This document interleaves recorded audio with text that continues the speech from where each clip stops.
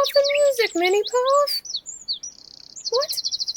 Oh, hello, little innovators. Oh, I'm so happy you decided to join me again.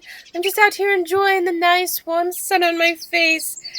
Today we're going to be talking about the power of the sun. Join me inside.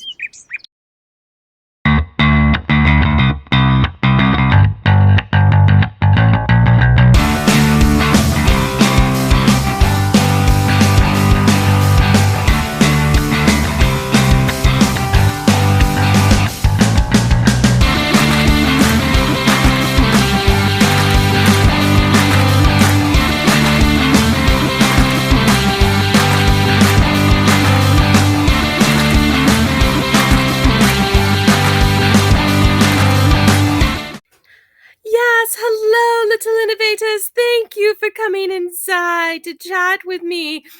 Oh, I was out enjoying that sunshine so much, but of course, you should not enjoy the sun without something very important. I'm sure you know what it is.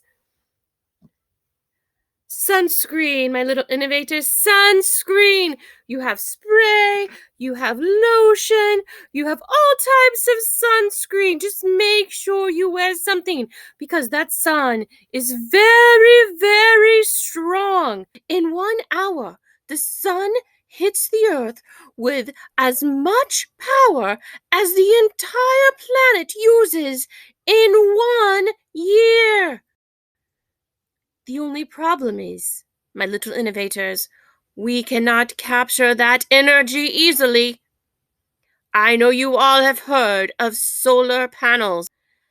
They are only 20% effective. It's a bit like standing under a waterfall and trying to capture the water with a Dixie cup. It's just not efficient enough. Hello, Professor Ravenpuff. Oh, thank you, Minnie Puff, thank you. Brought me back some water. Oh, Minnie Puff, it's a little fishy, but thank you. That was such a kind gesture. Solar panels are a bit like leaves on a plant. How the leaves collect the sun and create energy. Solar panels do the same thing, but not quite the same. Watch this. Photons leave the sun, and in a little over 8 minutes, they reach the planet Earth. As the photon strikes a solar panel, it knocks an electron loose. One side of the solar panel is made of silicon and phosphorus.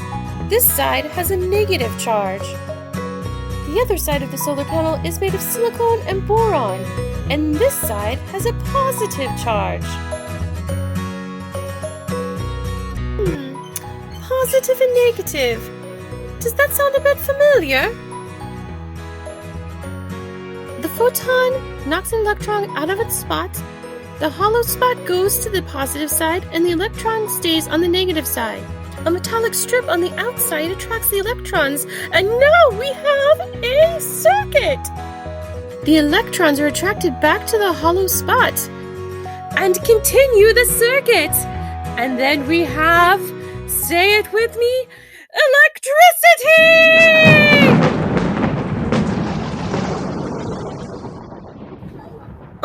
Oh, my goodness, I apologize. I don't know what got into me.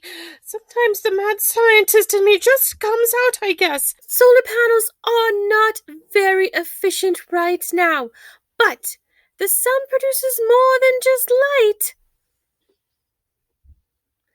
Yes, heat. There are materials out there besides silicon that we can use that will collect both the heat energy and the light energy from the sun. This could change how we collect and produce energy. Now, speaking of heat, you know how warm that sun can be. And that is what leads us to the next part of our discussion on the sun. How it affects our skin.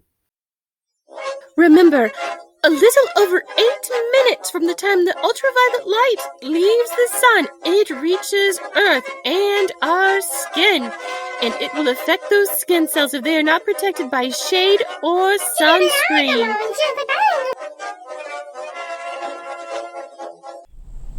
Here are the steps of ultraviolet light damage to our skin cells. You can see the sun emits the ultraviolet light.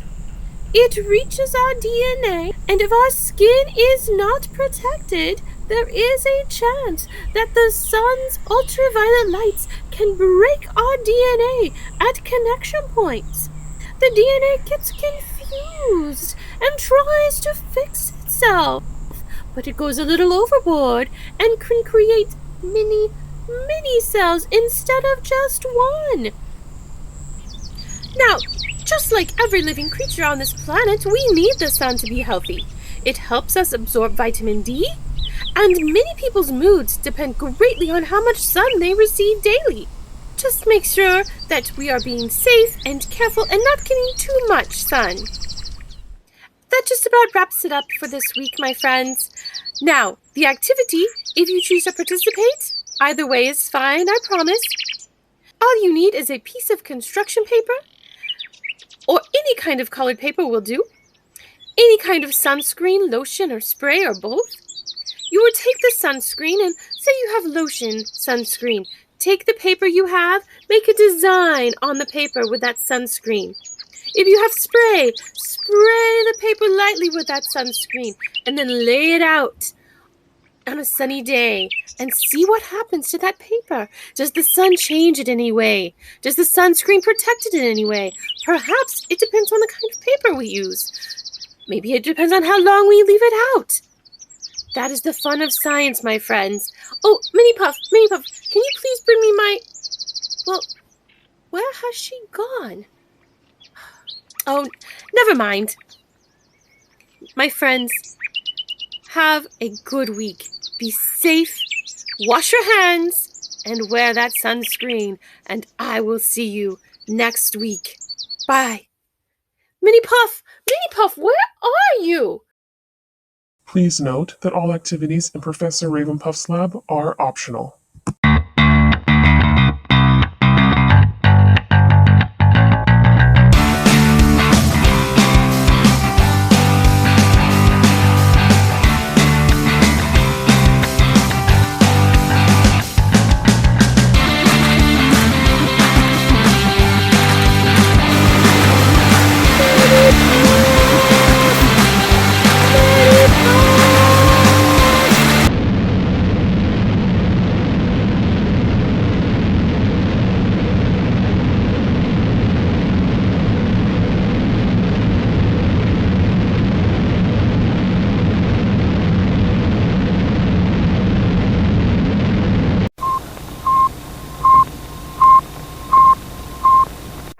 Houston, contact with a test 1.